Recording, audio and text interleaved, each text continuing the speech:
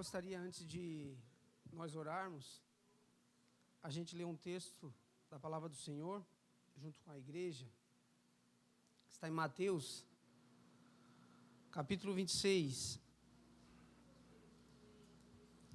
do 26 ao 30. Glória a Deus.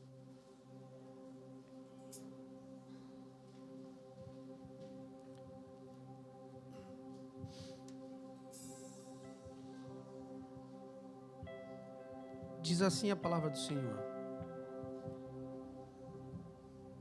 Enquanto comiam, tomou Jesus um pão e, abençoando-o, partiu e o deu aos discípulos, dizendo: Tomai e comei, isto é o meu corpo.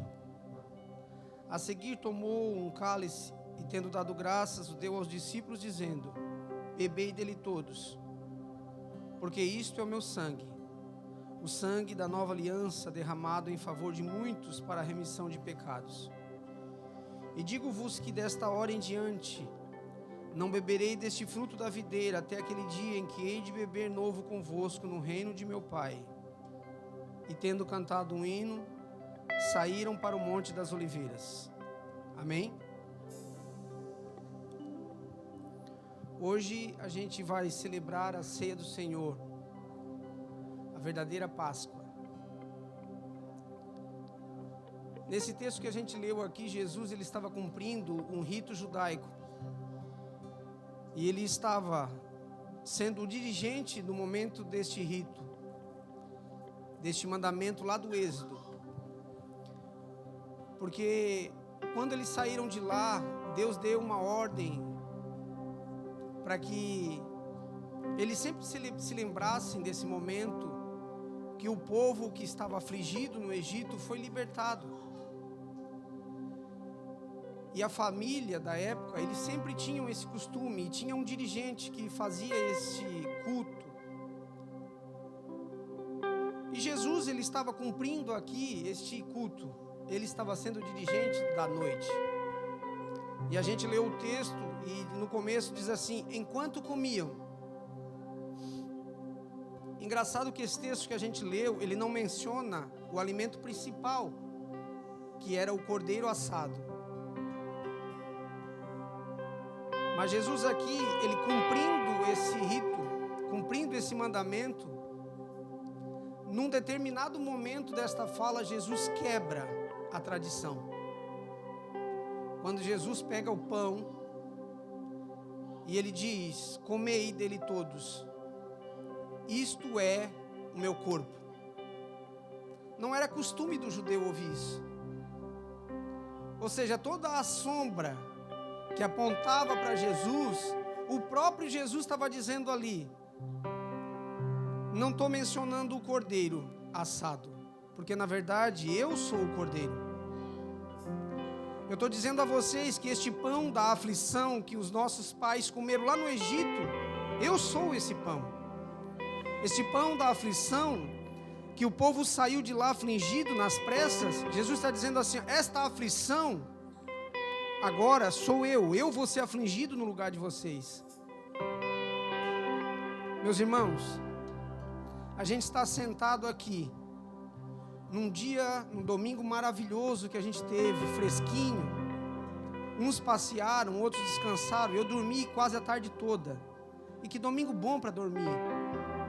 E esta paz desse descanso foi proporcionado pelo próprio Jesus para mim e para você. A aflição que poderia nos alcançar, Ele tomou. Eu sou afligido, eu vou ser afligido, eu vou morrer no lugar de vocês. Jesus tomou a nossa morte, os nossos pecados foram cravados com Ele na cruz. Ele tomou para si o que nós não tínhamos direito. Ele te deu o direito de descansar o coração. Ele nos deu o direito de dizer agora, viva em paz, com o coração tranquilo, tendo certeza e convicção que os teus pecados foram apagados, foi cravado comigo na cruz. É só confiar em mim, acreditar nas minhas palavras.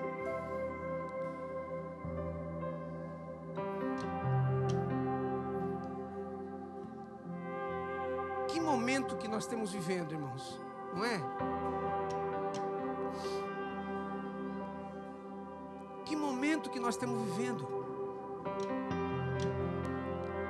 Os cristãos antigos eram jogados dentro do Coliseu, os filhos, as famílias eram comidos pelo leão, e eles não negaram. Hoje a gente não tem essa perseguição, mas somos crentes frios. Muitos de nós, crentes fervorosos de oração, mas alguns de nós, crentes ingratos. Parece que a gente esqueceu o que Jesus fez por nós. Eu não estou falando isso para te entristecer, mas para você pensar e raciocinar consigo aí, dizendo: eu tenho sido ingrato, porque por mais que eu fizesse, eu não poderia jamais chegar perto do que hoje eu tenho, porque Jesus me deu. Não te entristece com coisas bobas, irmãos. Se alegra em Jesus Cristo, porque a recompensa é certa. Vamos se colocar de pé?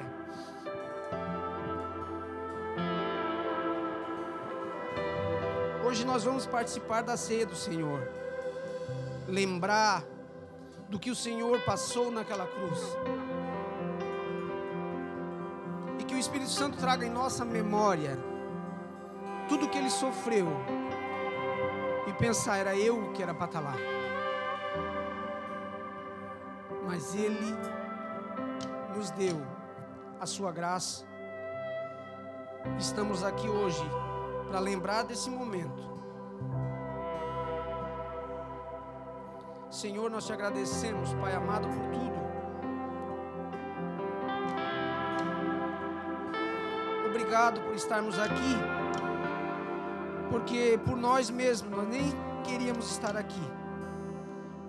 O simples fato de estarmos aqui, foi o Senhor que nos chamou, o Senhor que nos colocou aqui. Obrigado por se lembrar, Senhor, de mim. Obrigado por estarmos aqui. Obrigado por fazermos parte dessa família, sabendo que cada um de nós somos todos iguais, todos pecadores e carecemos da Tua graça. Eu oro, Pai amado, pelos músicos que estão aqui, Senhor, que entoarão louvores ao Senhor. Que a Tua graça e o Teu favor, Senhor, esteja com cada um deles. Eu oro pela vida de cada irmão, cada irmã, pelas crianças, cada coração que entrou aqui entristecido, que a Tua presença substitua a tristeza em alegria, dúvidas, incertezas, que a Tua palavra hoje ministrada pelo Teu servo venha encontrar a guarida em cada coração, que seja como uma flecha na mão do arqueiro, e que o Senhor unja os lábios dele para falar aos nossos corações. Abençoa, Senhor, a irmã que está lá na porta. Não permita que nada de errado venha acontecer, mas se vier a acontecer, nos ensina como agir. Abençoa o Teu servo que está lá na rua cuidando dos carros. Guarda e proteja, esteja lá com ele. Muito obrigado por tudo que vai acontecer nesse lugar. Obrigado por esse domingo. Obrigado por tudo. Nós te agradecemos em nome de Jesus. E a igreja pode dizer amém. Amém. Glória a Deus.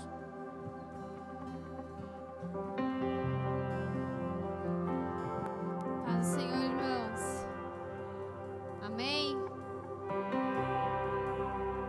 Vamos continuar nesse momento de conexão com Deus. Que você permita que Ele entre em seu coração. Que você permita que Ele fale em seu coração. E que você ouça o que Ele está dizendo. Feche seus olhos, a presença dEle está nesse lugar, a presença dEle é real aqui. Comece a falar com o seu Pai. Comece a senti-lo, a ouvi-lo. Oh Deus, sei que Tu estás aqui, Senhor. Com a melodia, Ele me encontrou.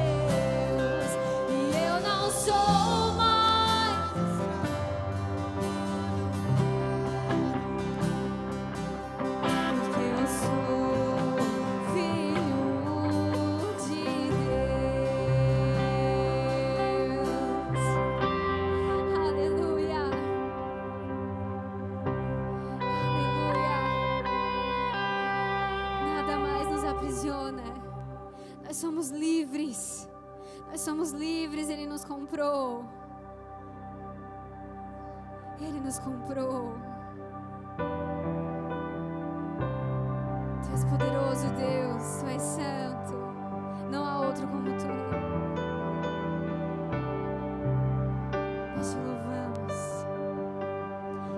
Elohim, Deus acima de todos.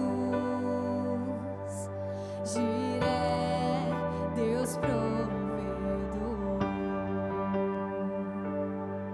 Rafa, Tu és o Deus da cura.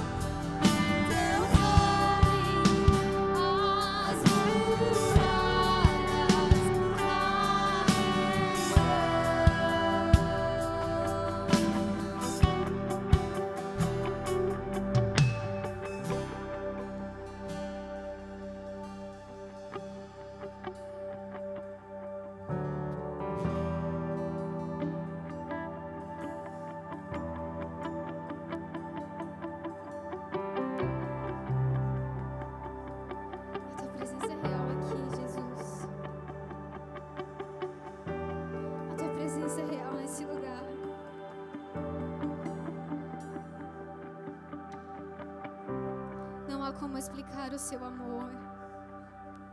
Não há como explicar o seu amor. Nós tão pecadores, com um coração tão impuro, teremos a honra de sentir a tua presença. Teremos a honra de entrar no Santo dos Santos e poder te adorar. Não há honra maior do que estar em sua casa. Não há honra maior do que estar aos teus pés, Jesus.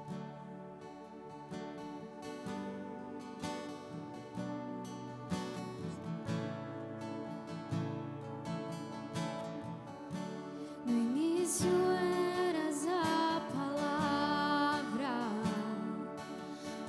com Deus Altíssimo,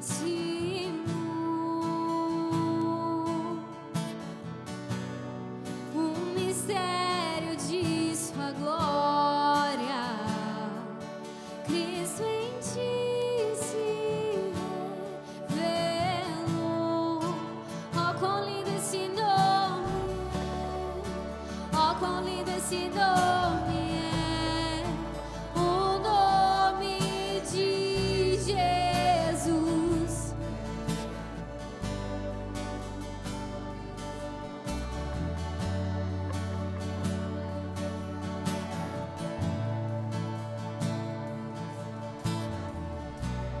Nome de Jesus.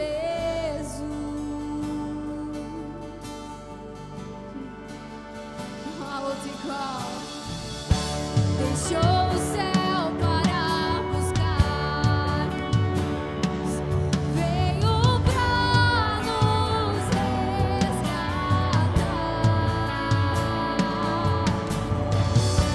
Amor maior que o meu pecado, e nada vai nos separar. Oh, quão maravilhoso é.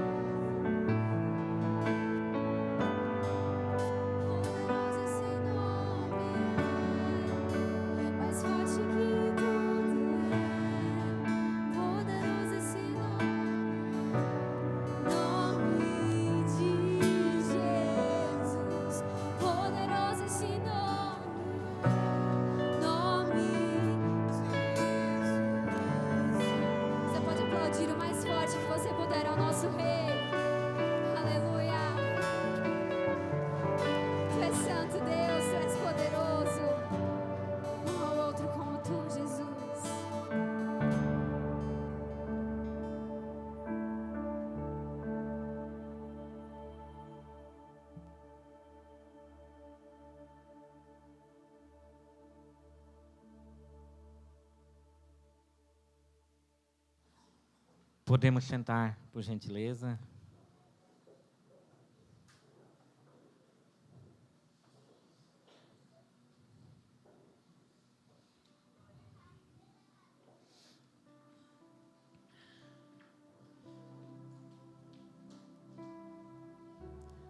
Hoje estamos novamente aqui, diante dessa mesa.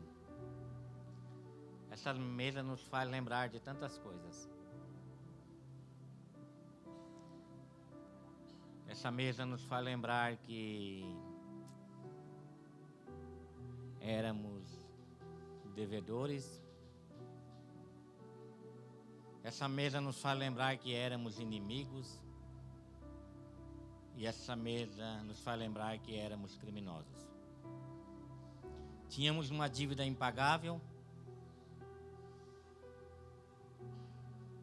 uma desobediência tão grande que nos tornamos inimigos do nosso Criador. E cometemos um crime. E carregávamos uma sentença de morte sobre nossas vidas. Hoje nós temos o privilégio de sentarmos aqui e participarmos com liberdade deste momento. No início não foi fácil para a igreja primitiva. Essas reuniões eram feitas em cavernas, em catacumbas. Porque ninguém poderia professar que Jesus Cristo era o Senhor. Paulo fala que ninguém pode falar que Jesus Cristo é o Senhor se não for pelo Espírito Santo. Por quê? Porque se alguém declarasse Jesus como Senhor além de César, ele era jogado nas arenas para ser devorado pelos leões e eram queimados vivos. Então só pelo Espírito, com essa convicção para dizer, não, Senhor das nossas vidas, só temos um, Jesus Cristo. Eles tinham um sinal para se reconhecer, para que eles não fossem identificados, era um sinal de um peixe. Sabe o que significava aquilo?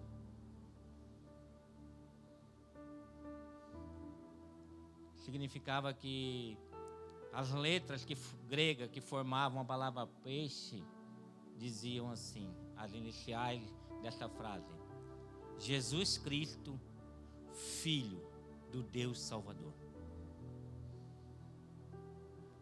Hoje nós estamos aqui porque Jesus Cristo se faz presente nesse lugar. Filho do nosso Deus Salvador. Vamos abrir nossa Bíblia em 1 Coríntios, capítulo 2, versículo 1. 1 Coríntios, capítulo 2, versículo 1.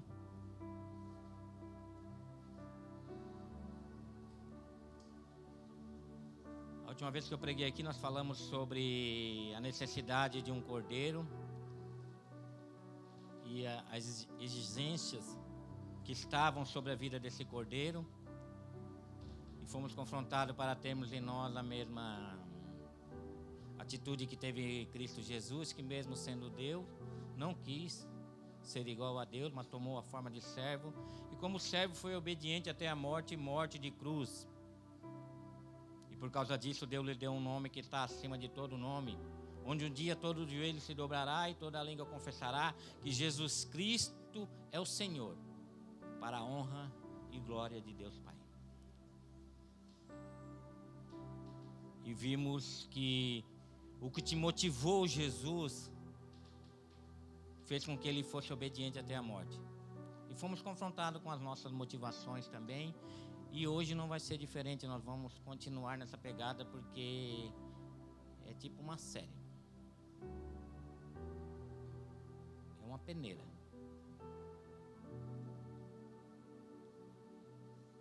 E só vai ficar o trigo na peneira, amém? A palha vai ser levada pelo vento. Então essa é uma boa hora, como diz um pastor amigo nosso, de você levantar e ir embora.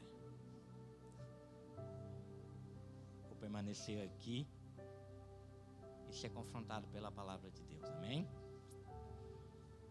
1 Coríntios capítulo 2, 1 diz assim: eu mesmo, irmãos, quando estive entre vocês, não fui com discurso eloquente, nem com muita sabedoria, para lhes proclamar o mistério de Deus.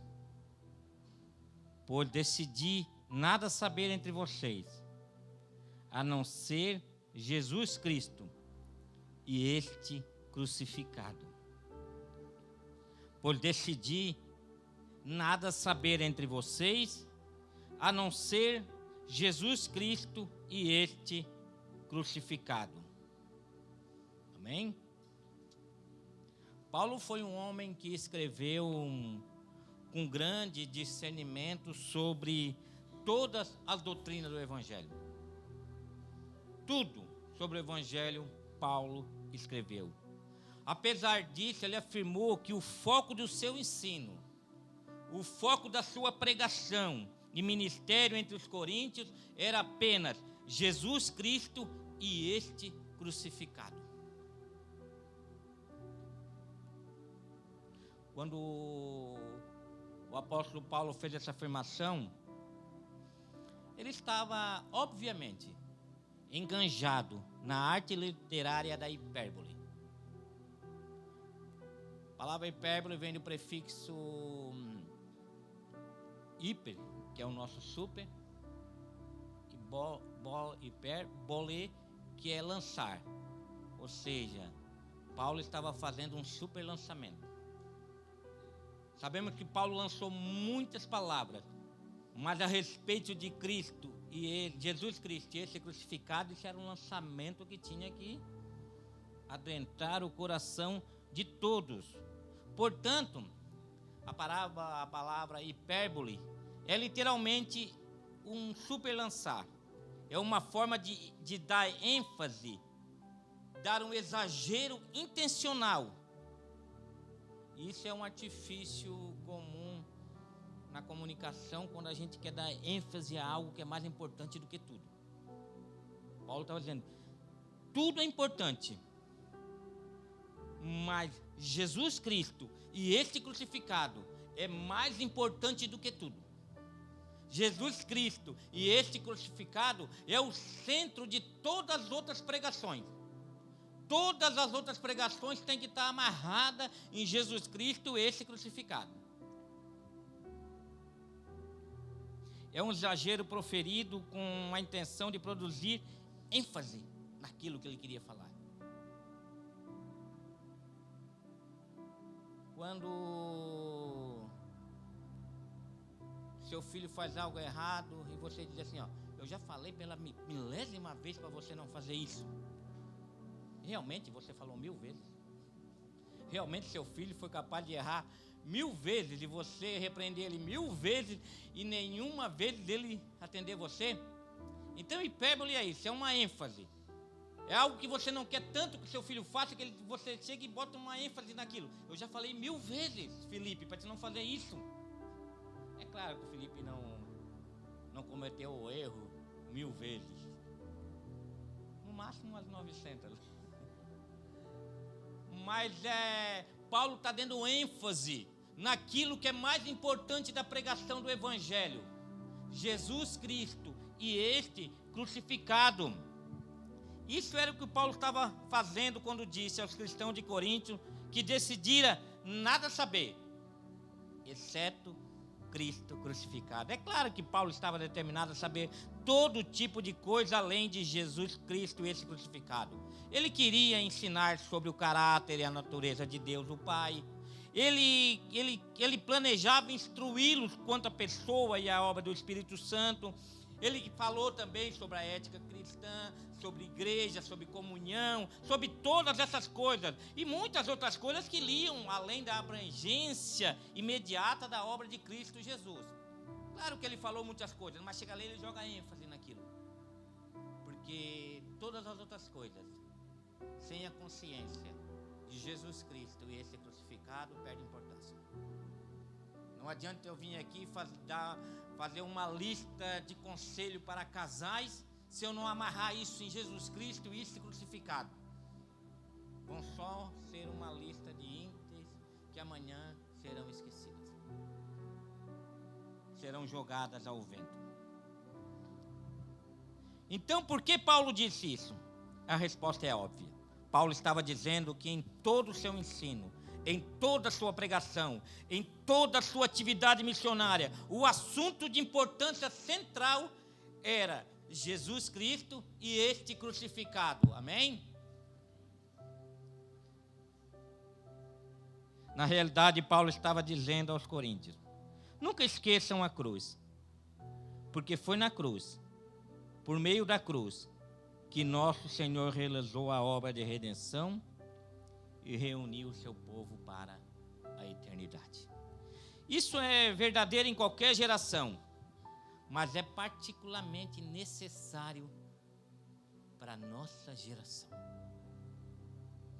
Para a nossa geração, onde os púlpitos têm esvaziado a cruz de Cristo, com tantos outros tipos de pregação. Tem esvaziado a obra consumada de Cristo na cruz. Por quê?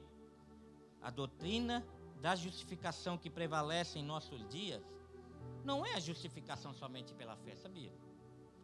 Não é isso que prevalece. Não é a justificação pelas obras e muito menos a justificação pela fé, mas as obras. Não é isso que prevalece entre nós. Sabe qual é a doutrina da justificação que prevalece hoje em nosso meio? É a doutrina da morte. Basta você morrer para ir para o céu. Não importa como você viveu, não importa como você se comportou, não importa em que você creu, morreu, foi para o céu. Não é isso que você vê nos velórios? O senhor está lá, descansou, foi para o céu. Não importa se a pessoa crê em Jesus, não importa como é que ela viveu a vida dela, morreu, descansou, foi para o céu. Isso é a doutrina que impera no nosso meio hoje.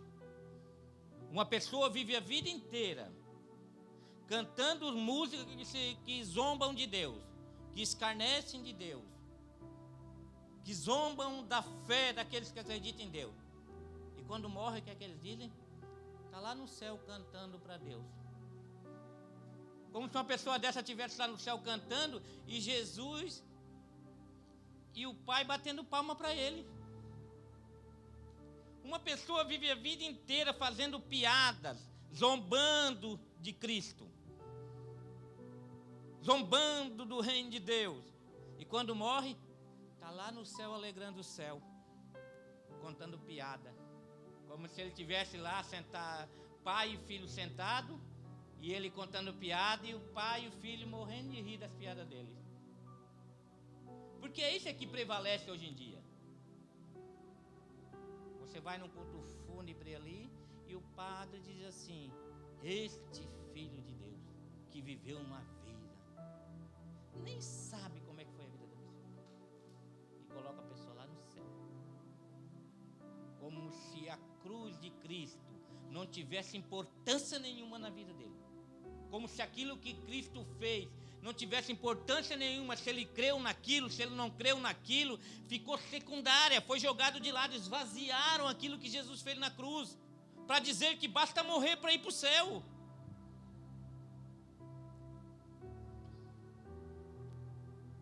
O conceito de justificação que prevalece hoje na nossa cultura é da justificação pela morte. As pessoas não estão interessadas em salvação. Nós vivemos um mundo que as pessoas não estão interessadas em ser salvas, sabe por quê? Porque elas pensam que não precisam ser salvas. Ser salva do quê? Então as pessoas não estão nem um pouquinho interessadas com essas coisas. As pessoas estão convencidas de que não necessitam de salvação. Não pergunto, como posso reconciliar-me com Deus? Como posso escapar do juízo de Deus? A gente não vê as pessoas perguntarem essas coisas. Ah, mas não estamos sendo perseguidos fisicamente. Ah, não estamos, mas estamos sendo perseguidos mentalmente. Porque tudo que Satanás quer é roubar essa convicção da nossa mente. É tirar a cruz de Cristo do centro. É tirar o Cristo, Jesus Cristo crucificado do centro de nossas vidas. E não somos capazes, e uma geração que não é capaz de renovar a sua mente. Uma geração conformada com esse século, que não é capaz de renovar a sua mente pela transformação, para que conheça a boa, agradável e perfeita vontade de Deus. E o pior mal que tem nesse mundo é isso: as pessoas estão perdendo, esquecendo disso aqui. As pessoas estão esquecendo, porque isso aqui é um memorial para lembrar do que Cristo fez na cruz, mas as pessoas estão esquecendo. Apesar de Jesus dizer: ei, toda vez que se reunirem em meu nome, façam isso para lembrar de mim. Lembrar do quê? Lembrar do pão partido, meu corpo partido, lembrar do meu sangue derramado na cruz em favor de vocês, porque vocês estão perdidos e precisam de salvação. Se a nossa cultura perdeu alguma coisa, foi a ideia de que os seres humanos não são responsáveis por suas vidas diante de Deus. As pessoas dão a César o que é de César, mas não dão a Deus o que é de Deus. Pessoas que estão preocupadas em pagar suas contas e planejar um futuro para os seus filhos. Amém. É louvável. Pessoas que não cometem nenhum crime contra o Estado, não matam, não roubam,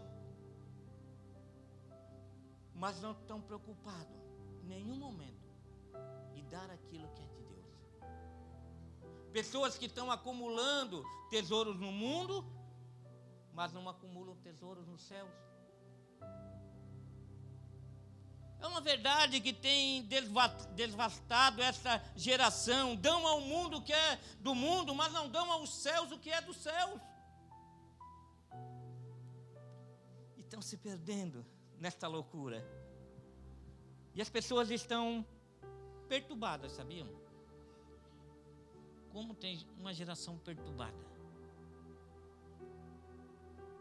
Por isso que Jesus disse assim, ó: não se perturbe o coração de vocês, porque vocês estão perturbados. Não se perturbem. Creiam em Deus e também creiam em mim. Na casa do meu Pai há muitos aposentos. Se não fosse assim, eu teria dito: mas eu vou preparar lugar para vocês. Calma o coração de vocês, vocês estão perturbados, se acalme. Eu vou preparar um lugar para vocês. E quando eu for e preparar lugar, eu voltarei e os levarei para mim. Para onde para que vocês estejam onde eu estiver. Você já conhece o caminho para onde eu vou. Então Tomé se levanta e diz assim: não sabemos para onde o Senhor vai. Olha a mente perturbada. Não sabemos para onde o Senhor vai. Como vamos conhecer o caminho? Então Jesus diz: eu sou o caminho, a verdade e a vida. Ninguém vem ao Pai a não ser por mim. Uma mente perturbada perde a direção. E este mundo tem um poder de perturbar a mente das pessoas. As pessoas ficam tão deslumbradas e perturbadas com as coisas desse mundo que param de olhar para Jesus, param de olhar para a cruz, param de olhar para esse pão, para esse suco que representa aquele que esteve aqui, porque era necessário ele vir e ser obediente até a morte. Para quê? Para nos salvar, porque estávamos perdidos. Se as pessoas entendessem que há um Deus santo e que o pecado é uma ofensa contra esse Deus santo, elas invadiriam as nossas igrejas e perguntariam: o que devo fazer para ser salvo? Elas invadiriam isso aqui: o que é que eu devo fazer para ser salvo? Mas as pessoas enchem as igrejas buscando tantas coisas, sem a mínima consciência que precisam ser salvas. É tantas campanhas para buscar tantas coisas, sem a mínima consciência que precisam ser salvos. E vão perdendo essa consciência com o passar do tempo. Vão perdendo essa consciência que precisam de um Salvador, que precisam olhar firmemente para Jesus. E estão olhando firmemente para tantas coisas. E vão se perdendo nesse labirinto de engano. As pessoas vêm cansadas e sobrecarregadas. mas não são ensinadas sobre o verdadeiro mal que está sobre a vida delas. Elas vêm cansadas, irmão, sobrecarregadas, com tudo que vive, com as aflições, com as dores, com as perdas, com as doenças. E chega aqui, as pessoas não ensinam para elas qual é o verdadeiro mal daquilo dali, porque dão tantos nomes para o pecado. A ciência, os médicos, a filosofia deu tantos nomes para os pecados que esquecemos o que realmente o pecado é.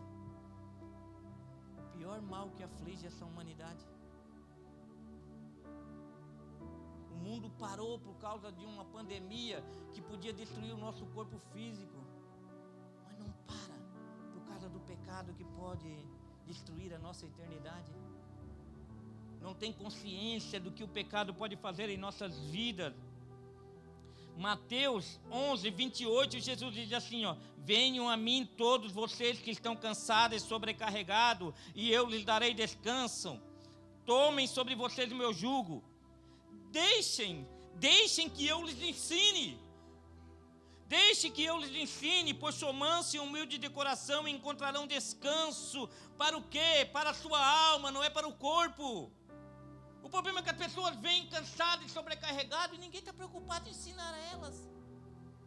E a alma continua pesada, cansada, porque ninguém diz para ela que o mal maior que aflige a dela é o pecado, e só Jesus pode nos livrar deste mal.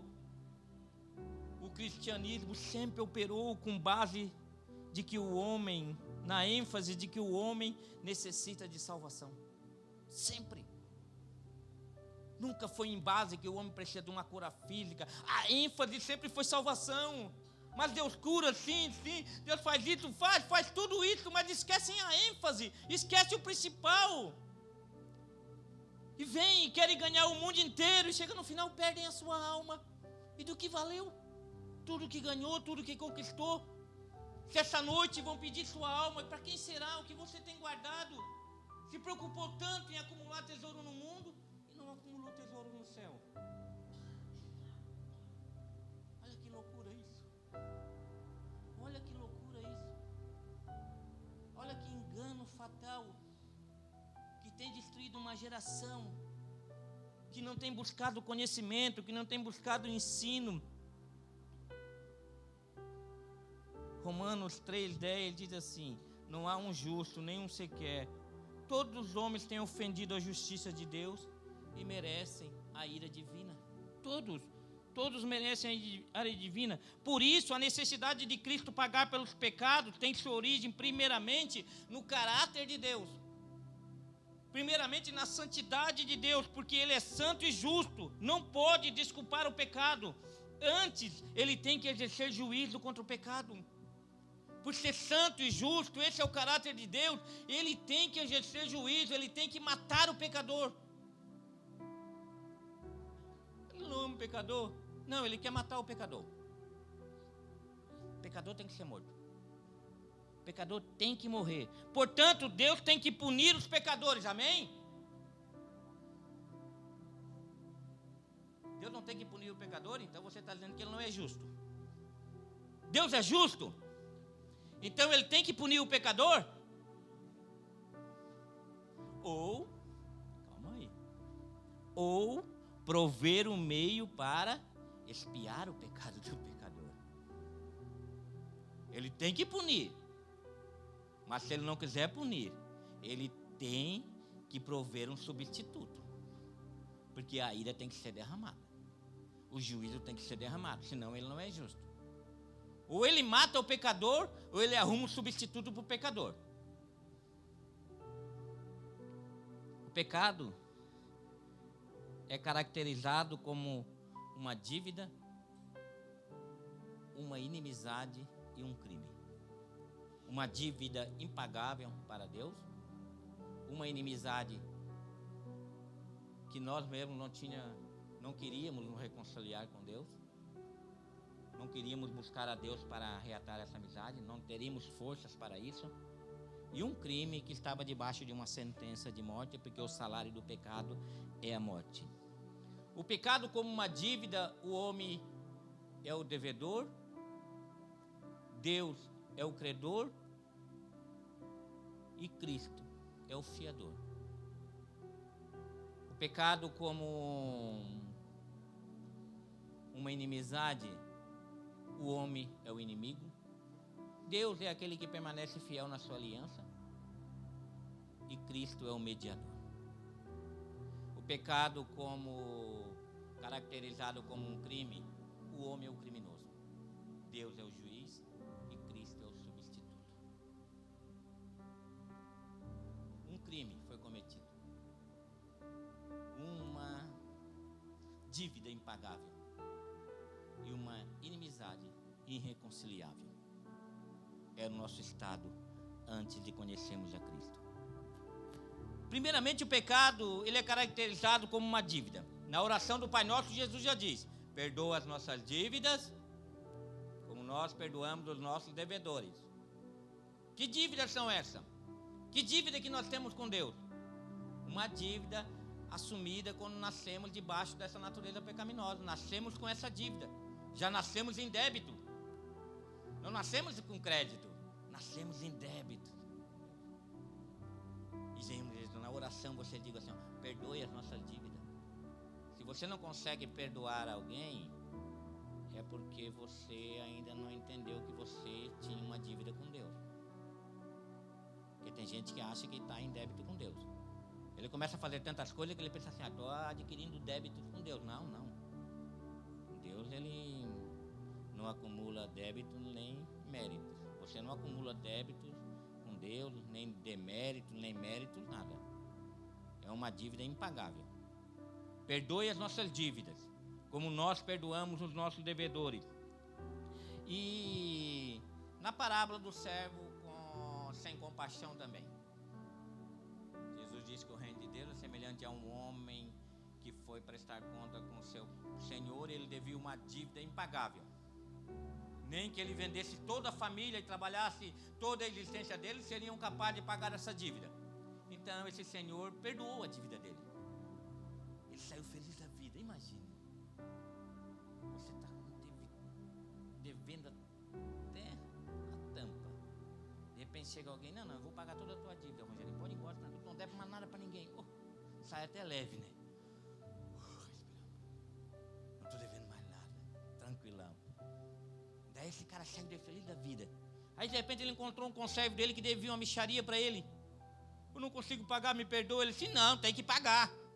Tem que pagar. E açoitou o cara e mandou prender o cara. Daí o senhor, assim, alguém foi lá: ei, sabe aquele rapaz que tu perdoou toda a dívida dele? Sim, ele está contente. Como é que ele está? Pai, ele acabou de jogar um cara na prisão que devia para ele R$10. Chama ele aqui, vamos conversar. Ele não entendeu a dívida que foi perdoada.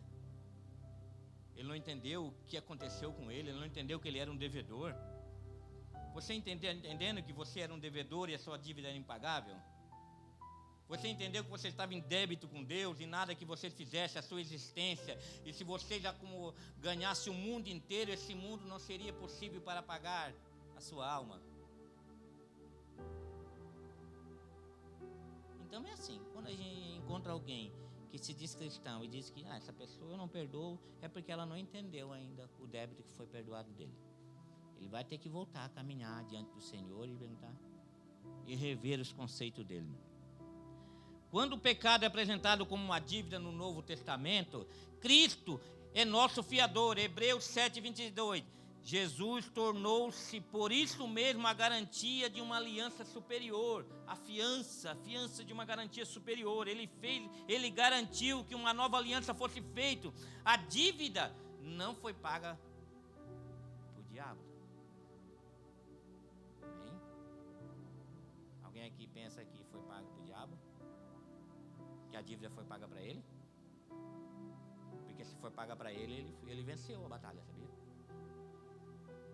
Se ele tinha nos sequestrado e Jesus foi lá e pagou, ele venceu a batalha. Porque se alguém sequestra o filho do Rogerinho e pede uma quantia de dinheiro para pagar, para ele devolver o filho, o Rogerinho vai lá e paga, ele devolve o filho, quem é que vence? O sequestrador vence. Então a dívida não foi paga para ele. A dívida foi paga para Deus. que entrou no santuário.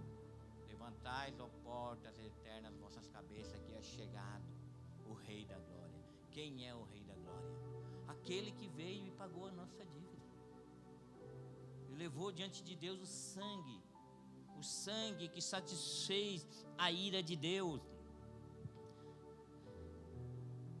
Hebreus 9:12 diz assim, ó: pelo seu próprio sangue, Jesus Cristo entrou no lugar santíssimo de uma vez por toda e obteve eterna redenção. Ele pagou a dívida. Esse é um termo financeiro, assim como o vocábulo dívida. Ao usar essa linguagem, a Bíblia nos diz que Cristo é aquele que assina conosco a nota de débito. Cristo é aquele que permanece lá, endossando nossa dívida, tomando sobre si mesmo as exigências que tem de ser pago. No que diz respeito à caracterização do pecado como uma expressão de inimizade, o papel que Cristo cumpre é de mediador. Nos conflitos humanos, o mediador é uma pessoa que se interpõe entre as partes opositoras para uni-las. Chamamos isso de reconciliação. E é exatamente isso que Cristo faz. Ele reconcilia o homem com Deus. Ele reata essa amizade. Ele traz o homem para perto de Deus. Como o apóstolo Paulo escreveu, Deus estava em Cristo reconciliando consigo quem? O mundo. E não é o mundo, o sistema que nós devemos de amar. Reconciliando as pessoas. Reconciliando a criação com Deus. Em Cristo, Deus estava fazendo essa reconciliação. Quando o pecado é caracterizado como crime, vemos que Cristo é aquele que sofre realmente o juízo no drama da expiação. Quando nos substitui, quando recebe o castigo que estava sobre nós, Ele age como substituto, aquele que assume o lugar dos verdadeiros criminosos, você e eu. Portanto, Cristo é aquele que faz, que satisfaz, faz a satisfação para Deus. Isaías 53:11 diz assim: Ele verá o fruto do seu trabalho, Ele verá o fruto do trabalho da sua alma e ficará satisfeito. Com seu conhecimento, o meu servo justo justificará a muitos e a iniquidade deles levará sobre si. Por meio de sua obra na cruz, Cristo satisfez as exigências da justiça de Deus em relação à nossa dívida, nosso estado de inimizade e nosso crime contra Deus. Tudo foi satisfeito. À luz da realidade da justiça de Deus e de nossa pecaminosidade, não é fácil percebermos a absoluta necessidade de que nossos pecados fossem pagos. De acordo com a opinião popular, parece que há uma certa tensão ali entre o pai e o filho. Parece que o pai está irado, quer matar todo mundo, o filho se interpõe, não mata no lugar dele. Parece que aqui tem duas agendas ali. Parece que Deus tem uma agenda e o filho tem outra agenda. Parece que Deus tem uma ideia e o filho está querendo fazer com que o pai mude de ideia. As pessoas podem pensar que o filho é mais amável que o pai, mas de quem foi a ideia que deveríamos ter um mediador? De quem foi a ideia que o mediador deveria ser enviado?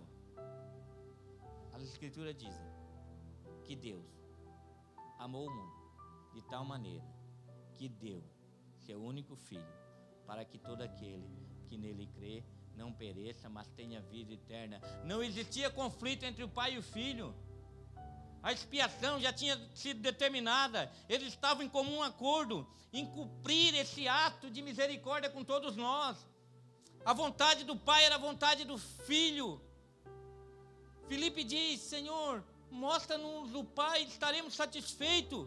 Jesus diz: Filipe, estou há tanto tempo com vocês e vocês ainda dizem: mostra o Pai. Quem vê a mim vê o Pai. Eu e o Pai somos um. Eu e o Pai estamos em comum acordo. Eu e o Pai estamos na mesma missão. Eu e o Pai temos a mesma ideia. Eu e o Pai temos a mesma agenda. E é salvar todas as pessoas que em mim crerem naquilo que eu irei fazer por eles. Pai e filho nunca estiveram em desacordo. Deus, o Pai, aquele que foi ofendido por nosso pecado, enviou o Filho para ser o mediador que nos reconciliaria consigo mesmo. Romanos 3, 25 diz assim, ó: Deus apresentou Jesus como sacrifício pelo pecado, com o sangue que ele derramou, mostrando assim sua justiça em favor dos que creem. No passado ele se conteve e não castigou os pecados antes cometidos, pois planejava revelar sua justiça no tempo presente. Com isso, Deus se mostrou justo, condenando o pecado e justificador, condenando o pecado e justificador, declarando justo o pecado que crê em Jesus. Podemos então nos vangloriar de ter feito algo para sermos aceitos por Deus? Pergunta: você pode se vangloriar porque você acha que você fez algo para ser aceito? Não, pois nossa absolvição não vem pela obediência à lei, mas pela fé. Portanto, somos declarados justos por meio da fé e não pela obediência à lei, porque o justo vai viver de fé em fé. A cruz é isso, é a manifestação da justiça e da misericórdia de Deus. E participar dessa mesa sem discernir isso, está participando para a sua própria condenação, porque não está discernindo o corpo de Cristo, não está discernindo o que Cristo fez na cruz. É por virtude da expiação que Deus pode manter sua justiça e demonstrar sua misericórdia, provendo pagamento das dívidas àqueles devedores que não podiam pagar sua dívida, provendo reconciliação para os inimigos que não podiam achar reconciliação, provendo substituto para os criminosos sentenciados à morte. A justiça foi feita, a dívida foi paga por completo e o crime foi punido em Cristo Jesus. Deus não negocia sua justiça de maneira alguma. Ele não negocia. Não pense que você pode comprar ou pagar o favor de Deus.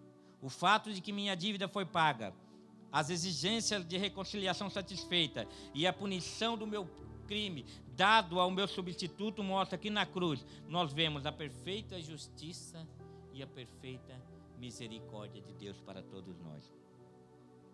Na substituição que ocorreu na cruz, vemos a gloriosa graça de Deus, a própria vida da fé cristã. Consciente disso, da nossa necessidade, consciente que éramos devedores, tínhamos uma dívida impagável, conscientes que éramos inimigos de Deus e Ele nos amou quando ainda éramos seus inimigos, conscientes que tinham cometido um crime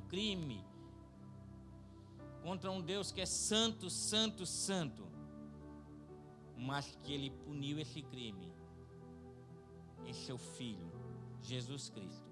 Consciente dessas coisas, vamos participar da ceia? Vamos participar do pão e do suco? Sabemos que não éramos merecedores de nada. Isso deveria encher o nosso coração de alegria, de ter um Deus que nos abraçou de uma forma tão profunda. Amém? Vamos chamar a banda aqui. Estaremos distribuindo os cálices. Pegue o cálice e espere para participarmos todos juntos do pão e do suco. Amém?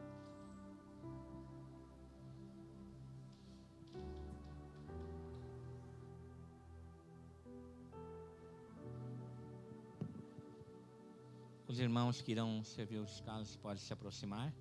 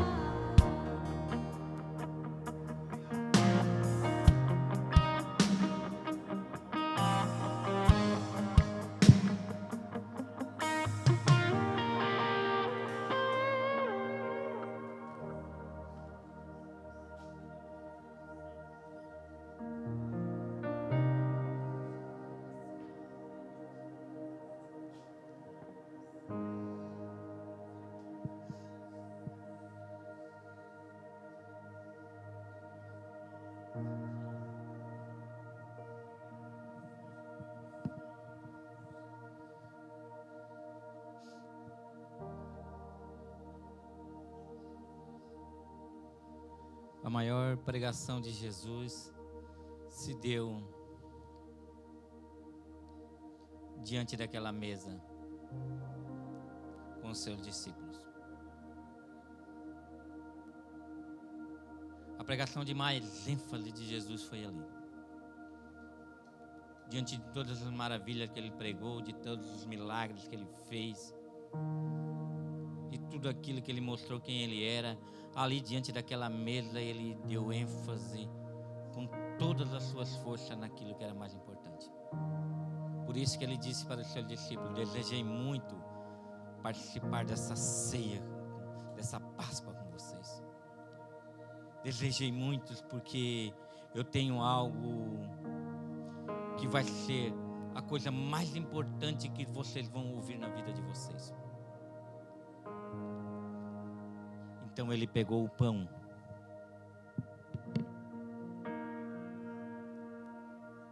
deu graças e o partiu.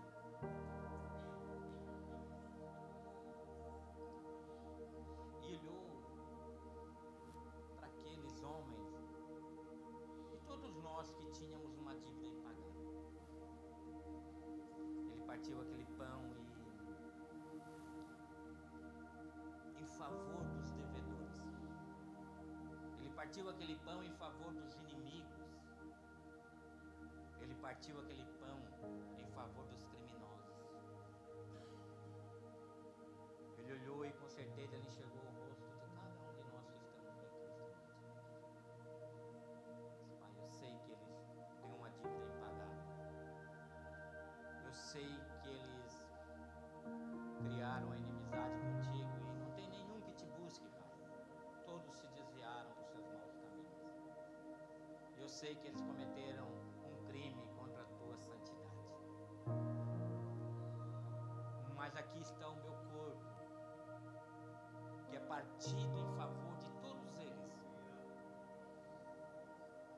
Aqui está o meu corpo, que é partido em favor dos devedores, em favor dos inimigos e em favor dos criminosos.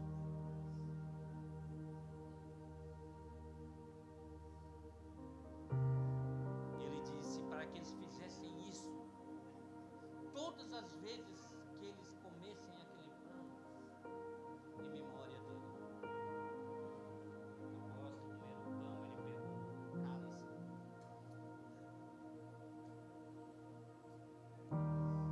Eu consigo imaginar o que passou no coração de Jesus. Ele olhou para aquele cálice e disse: esse cálice é o sangue da nova aliança derramado em favor dos devedores, derramado em favor dos desobedientes, inimigos de meu Pai, e derramado em favor dos criminosos. Mas é uma nova aliança em que eu vou financiar essa dívida deles. Esse sangue vai pagar a dívida deles para meu Pai. Eles não vão dever mais nada para meu Pai. Ele olhou para aquele sangue e disse: este sangue é o sangue da reconciliação. De agora em diante eles não vão ser mais chamados inimigos de Deus. Eles vão ser chamados amigos de Deus, filhos de Deus. E ele olha para aquele sangue e disse: esse sangue é o sangue da substituição. Eu sei que eles têm uma sentença de morte. Eu sei que eles mereciam morrer, mas eu vou derramar meu sangue em favor deles. Eles serão justificados pelo meu santo nome e por tudo isso que eu irei fazer na cruz. E ele disse que todas as vezes que vocês se reunirem para comer o pão e participar do suco, do cálice, vocês lembrassem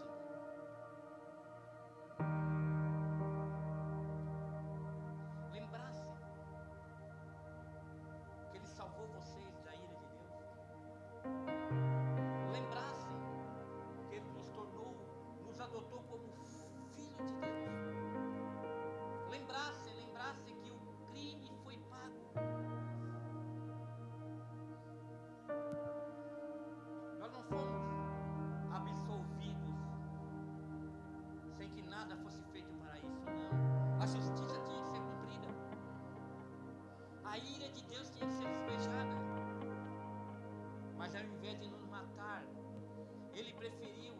agradou ele moer o filho dele em nosso lugar.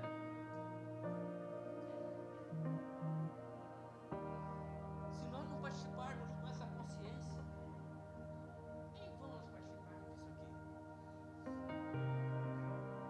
Mas se nós participarmos com essa consciência, nada aqui pode nos separar do amor de Cristo.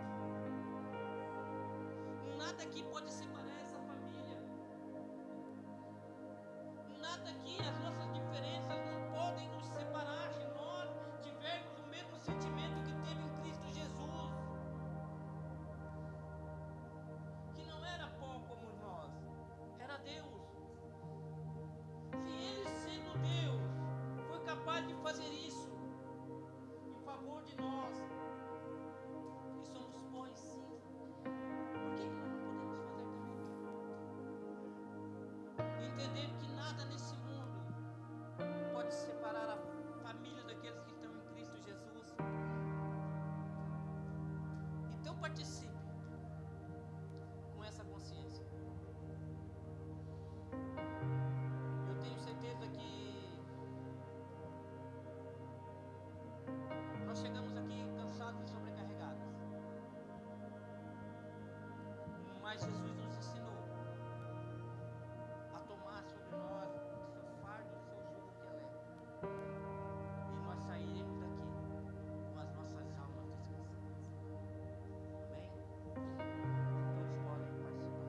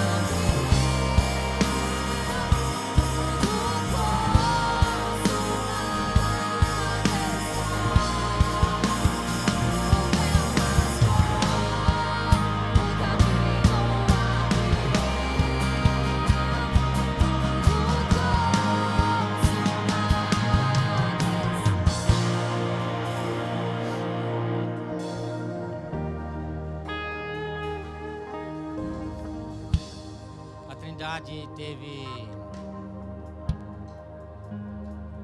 participação efetiva nessa obra. O Pai enviando o Filho, dando o seu único Filho, para que todo aquele que crê não pereça, mas tenha vida eterna. O Filho, diante da obra da cruz, dizendo: Pai, se possível, afaste de mim esse cálice. Contudo, não seja feita a minha vontade, mas a tua. E o Espírito Santo aplicando essa obra em nossos corações, como? Nos convencendo tudo isso que foi falado esta noite, nos convencendo que éramos devedores, que éramos inimigos e que tínhamos cometido um crime. A obra de Deus tem 3 estágios. O primeiro estágio, sabe qual é? É impossível. É impossível. O primeiro estágio, o Espírito Santo me convence que eu tenho uma dívida impagável. O Espírito Santo vem e me convence que eu sou inimigo de Deus. E eu reconheço isso no meu coração. E Ele me convence que eu cometi um crime inafiançável.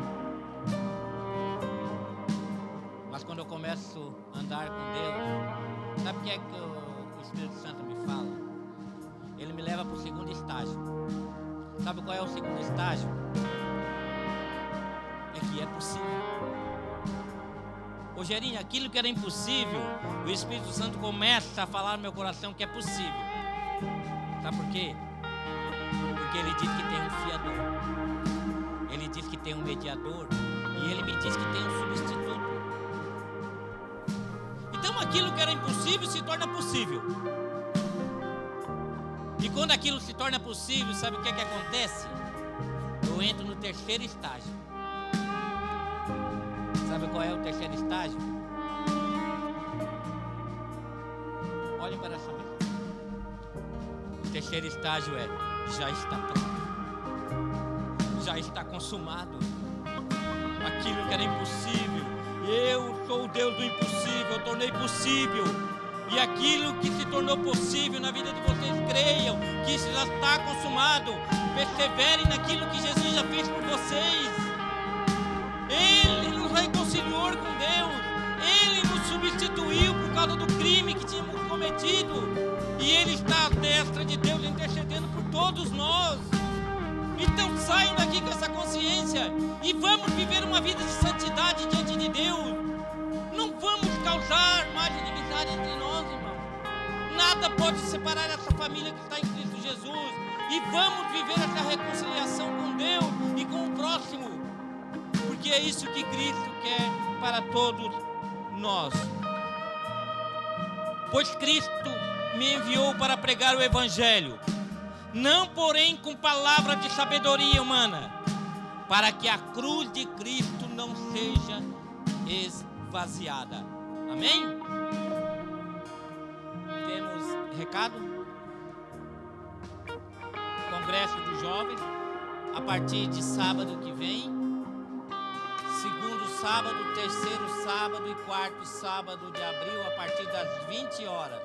Congresso Aviva Jovem, resgatando intimidade com Deus.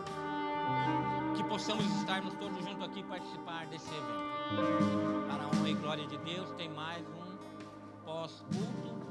Tem doce e salgado, pipoca e hot dog. Tudo isso vai ser revertido para ajudar os jovens nesse congresso de evangelização. Amém? Fique aí, participe, coma um cachorro quente, deixa o x-salada para a semana que vem, amém? E coma, participe e ajude o jovem nesse congresso. Que o amor do Pai, a graça do nosso Senhor Jesus Cristo e a comunhão do Espírito